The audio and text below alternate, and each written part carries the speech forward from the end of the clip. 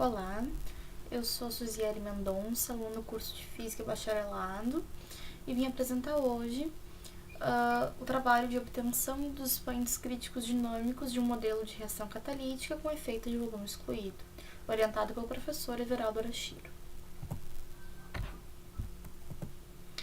Então, foi modelado um modelo de reação química em superfície catalítica, que envolvia então, o fluxo de partículas grandes e pequenas, e é considerado então um sistema físico fora do equilíbrio, que apresenta uma transição de fase entre os seus estados absorvente e ativo.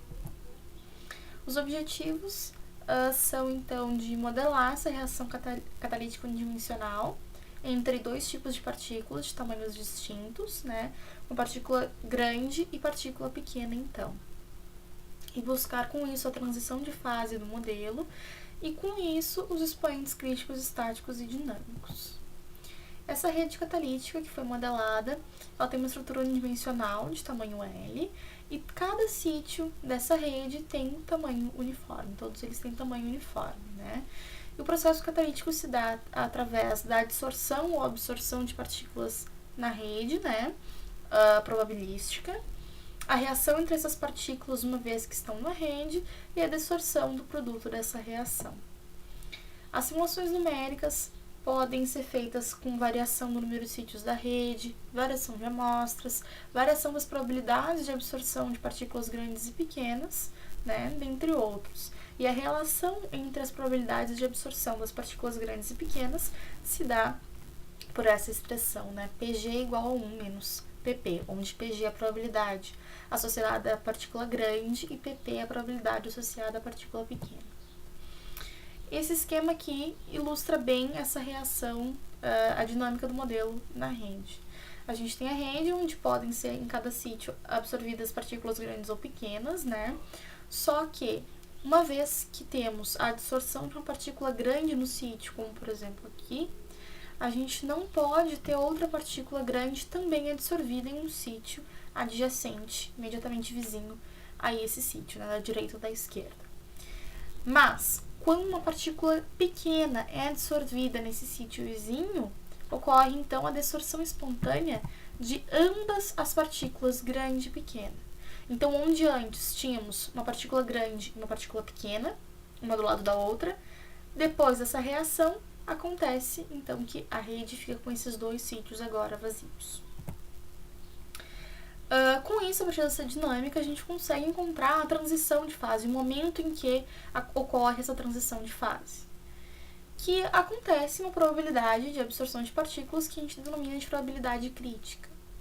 E a partir de simulações feitas nessa probabilidade crítica do modelo, a gente consegue obter os expoentes críticos dinâmicos delta, θ e z, que se dão por essas relações aqui.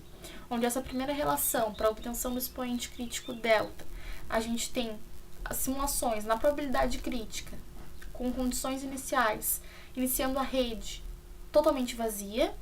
Nessa segunda expressão para obtenção do expoente θ, a gente tem a rede inicialmente totalmente preenchida, com exceção de um sítio vazio, e essa F2 para a obtenção do expoente Z, que é uma combinação das duas primeiras, né? Aqui a gente tem o diagrama de fase, onde a gente conseguiu obter a probabilidade crítica, né, dessa transição, que era PC igual a 0,6532, e aqui como que a gente determina esse expoente crítico. Basicamente, fazemos a simulação com aquelas condições do slide anterior, né, ou totalmente vazia, totalmente cheia, ou uma combinação dessas duas, dependendo do expoente que a gente queira obter. Fazemos o gráfico log-log da densidade de sítios vazios ao longo do tempo.